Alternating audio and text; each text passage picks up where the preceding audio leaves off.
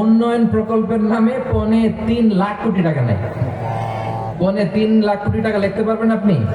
একটা না লিখতে পারবেন? বুঝতেছেন কত বড় সংখ্যা? হ্যাঁ? বনু মাখজুমিয়া গোত্রের এক নারী মক্কায় চুরিতে ধরা পড়ল।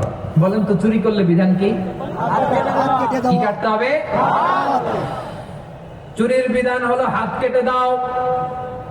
তাও সেটা গোপনে নয়, প্রকাশ্যে জনসম্মুখে হাত কেটে দাও। বনু মাখজুমিয়া গোত্রের নারী যখন চুরিতে ধরা পড়লো, সাহাবারা চিন্তায় পড়ে গেলেন।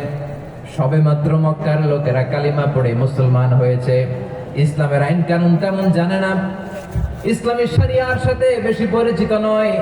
এখন যদি বিশ্বনবী চুরির যেই বিধান এটা যদি কায়েম করে হাত যদি কেটে দেয়, না জানি মক্কার লোকেরা আবার বিগড়ে যায়, না জানি মক্কার লোকেরা আবার মুরতাদ হয়ে যায়, না জানি মক্কার লোকেরা ইসলাম থেকে দূরে সরে যায়।